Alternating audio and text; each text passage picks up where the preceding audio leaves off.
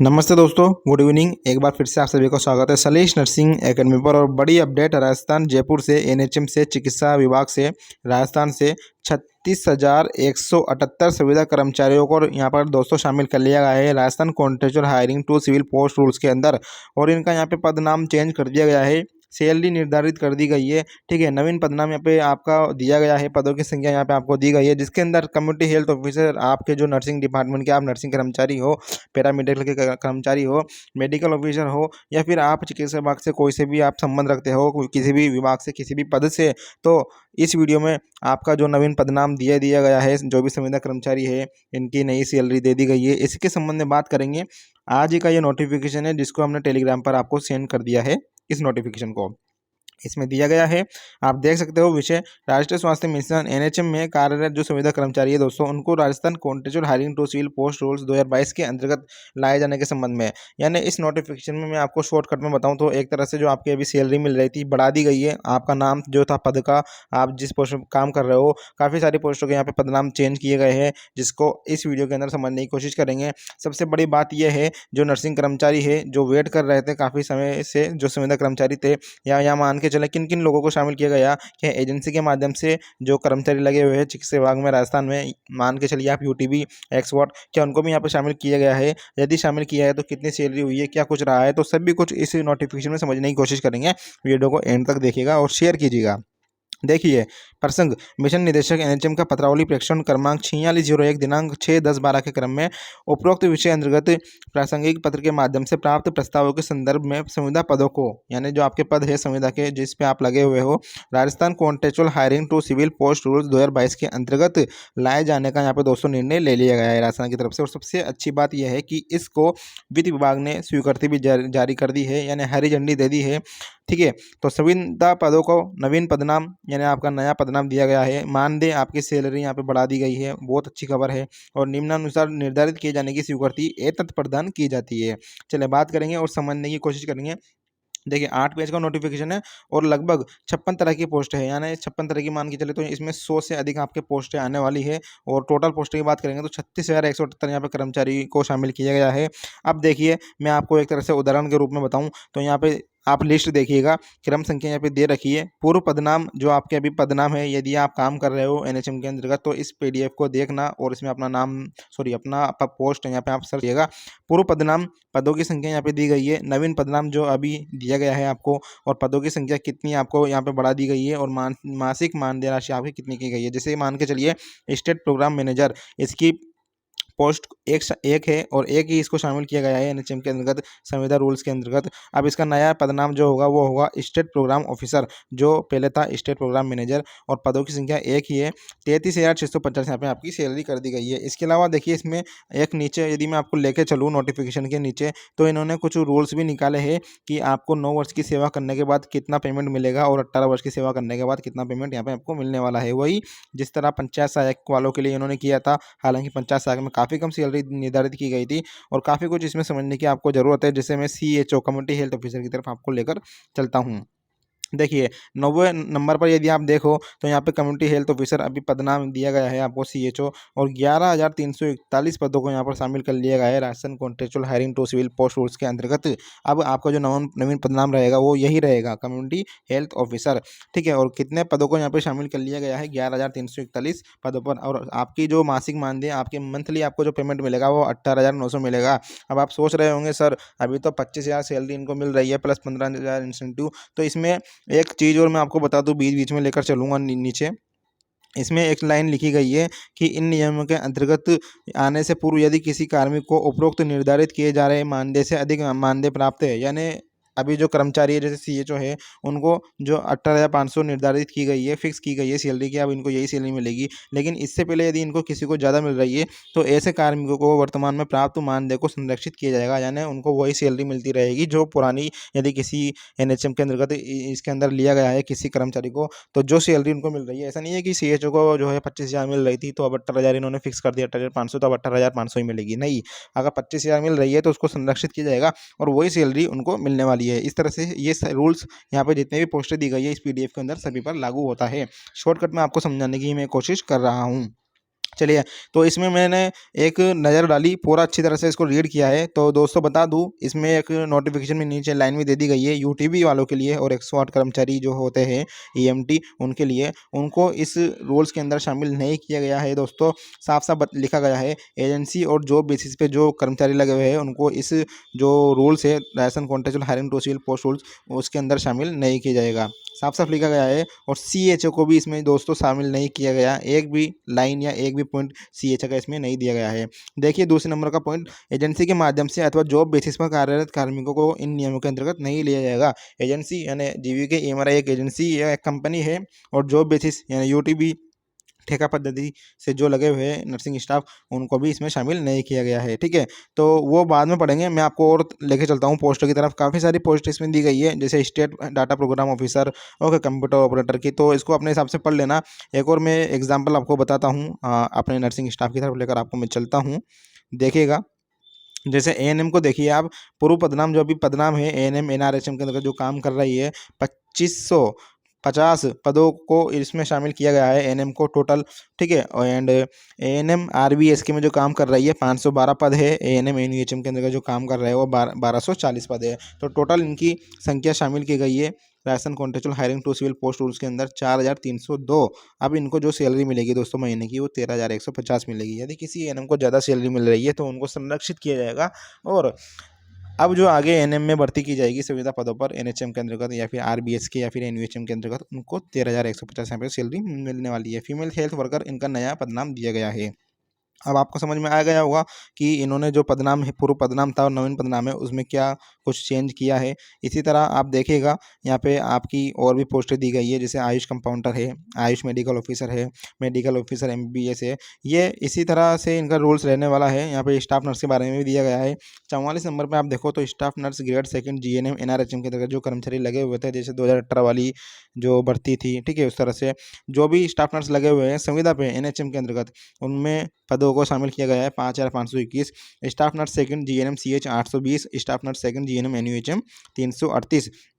इनका जो नाम रहेगा नवीन वो नर्स ही रहेगा। ठीक है, पहले स्टाफ नर्स था, अब नर्स दे दिया गया है और 6,669 पदों को यहाँ पे शामिल कर लिया गया है एनएचएम के अंतर्गत। और इनका जो मंथली इनकम रहेगी वो 18,900 रहेगी। अब आप मान के चलिए जो कुछ कर्मचारियों की पोस्ट जो लगे हुए थे संविदा कर्मचारी स्टाफ नर्स पर, उनको 7,000 9,000 सैलरी जो मिल रही थी, जो भी सैलरी मिल रही थी, अब उनको बढ़ के 18,900 मिलेगी। और यदि किसी स्टाफ को ज़्यादा मिल रही थी सैलरी तो उसको वही मिलेगी। लेकिन जो अब आगे शामिल किए जाएंगे एनएचएम के अंतर्गत स्टाफ नर्स या कोई भर्ती आएगी तो उसमें जो एनएचएम के अंतर्गत लिए जाएंगे, जैसे अभी सुन रहे हैं हम 1250 से भर्ती आने वाली स्टाफ नर्स की, तो उनको 18,900 सैलरी मिलेगी। इस तरह से यहाँ पे चीज़ें आपकी रहने वाली है। अब आपके मन में एक सवाल होगा, जैसे मैं आगे आपको लेके चलूँ लैब टेक्नीशियन एनआरएचएम, आपके मन में एक सवाल होगा कि सर अब भर्ती ये जो पोस्ट शामिल की गई है क्या ये लगे हुए हैं या फिर अधूरे है। तो दोस्तों मैं बता दूँ जानकारी, जो 36,000 इन्होंने टोटल पद शामिल किए हैं, ठीक है, तो ये ऐसा नहीं है कि 36,178 पद पूरे भरे हुए हैं। इसमें भी जो दोस्तों पोस्टें खाली है, यानी 36,000 जो 178 पद है, इसमें से भी काफ़ी जो पोस्टें लगभग खाली है, यूँ मान के चलिए आप 12,000 से 15,000 पोस्टें खाली है। जैसे अभी इसमें सीएचओ को पद कितने शामिल किए गए हैं, मैं एज एग्जांपल उदाहरण आपको समझाने की यहाँ पर पूरी कोशिश कर रहा हूँ। देखिए एक सेकंड, चलिए, तो ये सीएचओ,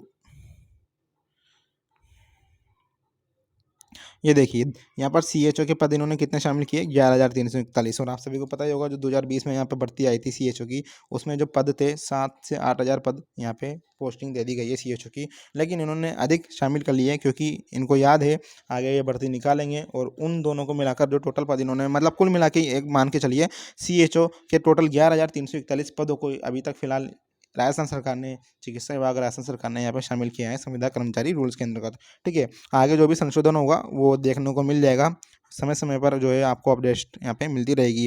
पैरामेडिकल की काफ़ी सारी पोस्टों को भी इसमें शामिल किया गया है, इनके पदनाम भी बढ़ाए गए हैं। जैसे एक्सरे टेक्नीशियन एनएचएम के अंतर्गत 9 पोस्टों को यहाँ पे शामिल किया गया और इनका नया पदनाम रहेगा एक्सरे टेक्निकल असिस्टेंट। ठीक है, इसी तरह काफ़ी सारी पोस्ट है, आप अपने हिसाब से देख लेना।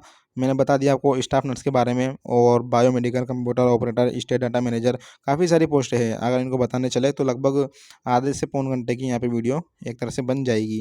अब ये कुछ यहाँ पे इन्होंने इंस्ट्रक्शन निकाले हैं, जैसे मैंने आपको पहला बता दिया, किसी पोस्ट की सैलरी ज़्यादा है तो उसको वही सैलरी मिलेगी। ऐसा नहीं है कि इस रूल्स के अंदर जब लिया गया उनको तो इसमें सैलरी कम दे रहा है तो उनको सैलरी घटा दी जाएगी। जैसे सीएचओ को 25,000 मिल रहा है, लेकिन आने वाले समय में जब नए सीएचओ को 18,500 मिलेंगे तो क्या पुराने वालों को से जो घटा दी जाएगी, ऐसा कुछ नहीं है, यानी संरक्षित की जाएगी। दूसरा, एजेंसी के माध्यम से जो बेसिस पर जो कार्यरत कर्मचारी है इन नियमों के अंतर्गत नहीं लिए जाएंगे। तीसरा पॉइंट देखिए, Rajasthan contractual hiring to civil post rules 2022 के नियम 3 के प्रावधान के अनुसार कार्यरत कार्मिकों को पद के लिए निर्धारित शैक्षणिक योग्यता अनुभव की शर्त पूरी करने पर ही इन नियमों के अंतर्गत लाया जाएगा। यानी जैसे कोई स्टाफ नर्स लगा हुआ है काफ़ी सालों से एनएचएम के अंतर्गत, तो यदि उसने जीएनएम कर रखी है, बीएससी नर्सिंग कर रखी है, यानी उन्होंने उस योग्यता पूरी कर रखी है जिस पोस्ट पे वो लगा हुआ है, तो उसको इसमें शामिल किया जाएगा। इसके अलावा जो अनुभव की शर्त इन्होंने दी थी 5 साल की, यानी आपको मिनिमम 5 साल तो आपको काम करना ही पड़ेगा, उसके बाद ही आप शामिल होंगे। तो वो सभी शर्तें और जो अन्य शर्तें होगी पूरी करने पर ही जो है इन नियमों के अंतर्गत दोस्तों लिया जाएगा। एक तरह से फ़ायदेमंद भी है काफ़ी लोगों के लिए ये रूल्स, और ये एक तरह से काफ़ी नुकसानदायक भी है। इसके बारे में अभी मैं आपके सामने लाइव आऊँगा तो उसमें बात चर्चा करेंगे। चौथा पॉइंट देखिएगा, Rajasthan contractual hiring to civil post rules 2022 के अंतर्गत उपरोक्त पदों के कार्मिकों को निम्नानुसार उच्चतर मानदेय एवं पदनाम दिया जाएगा।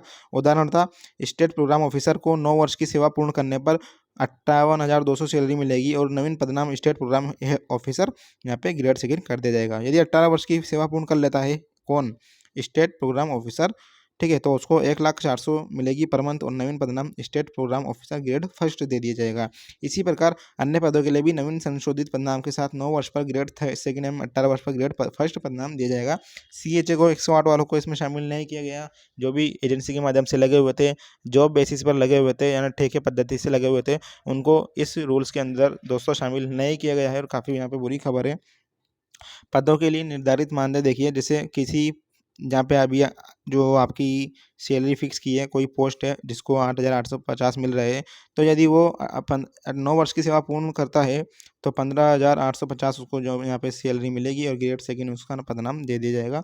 18 वर्ष की सेवा पूर्ण करता है तो 27,700 सैलरी मिलेगी, और ग्रेड फर्स्ट यहाँ पे आपको उसको नाम दे दिया जाएगा। उदाहरण के तौर पे आपको समझाता हूँ एक बार फिर से। जैसे दोस्तों मान के चलिए, यहाँ पे इन्होंने 18,900 सैलरी फिक्स की थी, किसकी, सीएचओ की और स्टाफ नर्स की। तो दोस्तों यदि आज की तारीख से वो 9 वर्ष की सेवा पूर्ण कर लेता है, जैसे अभी 2022 है तो 2022 में आप 9 जोड़िए, तो लगभग 9 जोड़ोगे आप तो 2031 आने तक उसकी सैलरी जो है स्टाफ नर्स की 32,900 हो जाएगी, वो भी आज से गिनी जाएगी। यदि कोई स्टाफ नर्स पहले से 3 साल काम कर चुका है दोस्तों, तो उसको यहाँ पे मान एक तरह से शामिल नहीं किया जाएगा। नवीन एक तरह से जीरो से जो है शुरुआत की जाएगी। वही बहुत काफ़ी एक तरह से ये बुरा हुआ था अपने पंचायत सहायक, विद्यार्थी सहायक, और जो अन्य जो अभी 3 तरह की पोस्टों को यहाँ पे परमानेंट किया गया था, आप सभी को पता ही होगा, मैंने एक वीडियो भी बनाई थी उसके ऊपर। तो उसी तरह इन्होंने शामिल किया है चिकित्सा विभाग के कर्मचारियों को भी संविदा रूल्स के अंतर्गत, जो एक तरह से बुरा है। अब बेचारा कोई 5 साल से काम कर रहा है, 8 साल से काम कर रहा है, 7,900 से 7,000 रुपये पे, 8,000 रुपये पे, तो यदि उसको भी शामिल कर लेते एक्सपीरियंस को, तो अभी उसकी सैलरी बढ़ के अच्छी हो जाती, और आने वाले समय में 18 वर्ष की सेवा में और अच्छी सैलरी उसको मिल सकती थी। लेकिन उन्होंने क्या करा, जीरो से वापस शुरुआत की है। सीएचओ 18,900 या फिर स्टाफ नर्स 18,900 सैलरी कर दी गई, और आज से यदि वो 9 वर्ष की सेवा पूर्ण करता है 2031 तक, तो उसको 32,900 मिलेंगे, और 18 वर्ष की सेवा पूर्ण कर लेता है वो 2041 तक, ठीक है, 2041 ईयर बोल रहा हूँ मैं, सन, तो 57,200 उसको सैलरी मिलेगी। तो ये है हिसाब किताब, अपने हिसाब से निकालना। 5 पॉइंट देखिएगा, उपरोक्त अनुसार संशोधित मानदेय निम्न शर्तों के अधीन होगा। जिन संविदा कार्मिकों का पूर्व का मानदेय संरक्षित किया गया है, उन कार्मिकों को क्रमशः 9 व 18 वर्ष की इन नियमों में सेवा पूर्ण करने पर यदि मानदेय प्राप्त उपरोक्त निर्धारित मानदेय से अधिक है, तो ऐसे कार्मिकों को उन्हें प्राप्त मानदेय में 2 वर्ष वृद्धि जोड़कर मानदेय निर्धारित यहाँ पे किया जाएगा, ठीक है। जिन कार्मिकों का पूर्व में प्राप्त मानदेय संरक्षित किया गया है, उनकी 9 व 18 वर्ष की सेवा की गणना इन नियमों के अंतर्गत आने की दिनांक से की जाएगी। अर्थात पूर्व में की गई संविदा सेवा 9 व 18 वर्ष की गणना में सम्मिलित नहीं की जाएगी। इन्होंने साफ साफ लिख दिया है। यह बुरा डिसीजन है, मैं इसके खिलाफ हूँ। अब आपके विचार क्या है, आप कमेंट बॉक्स में कमेंट करिएगा कि आप क्या विचार रखते हो इन सभी पर। उपरोक्त अनुसार Rajasthan contractual hiring to civil post rules 2022 के तहत निर्धारित प्रक्रिया अपनाई जाकर अग्रिम कार्रवाई की जावे। उल्लेखनीय है कि इस संबंध में समय समय पर कार्मिक वित्त विभाग द्वारा जारी संशोधित दिशा निर्देश नियम प्रभावी होंगे। यानी जो भी कुछ संशोधन होगा, चेंजेस होंगे इन नियमों के अंतर्गत, तो आपको अपडेट कर दिया जाएगा। बाकी इन्होंने साफ जारी कर दिया है और हरी झंडी दे दी है वित्त विभाग ने कि वित्त विभाग की तरफ से यहाँ पे स्वीकृति भी प्रदान कर दी गई है कि जल्दी से जल्दी कार्रवाई की जाए। जो भी कर्मचारी एनएचएम के अंतर्गत अभी काम कर रहा है उसकी सैलरी जो हमने निर्धारित की है वो कर दी जाए, और यदि उससे ज़्यादा है तो उसको संरक्षित की जाए। और पिछले जो ड्यूटी की है उन्होंने 6 साल की, 8 साल की, 2 साल की, उसको नहीं गिना जाएगा, जीरो से यहाँ पे वापस शुरुआत की जाएगी। और 9 वर्ष की सेवा पूर्ण करने के बाद इनमें से जिस जिस भी पोस्ट पर आप हो ये आपकी सैलरी कर दी जाएगी। 18 वर्ष की सेवा पूर्ण करने के बाद ये सैलरी आपकी कर दी जाएगी। तो ये निचोड़ निकला है, बाकी अभी आपके सामने लाइव आकर थोड़ी सी चर्चा भी करेंगे। धन्यवाद दोस्तों, शेयर कीजिएगा अधिक से अधिक वीडियो को।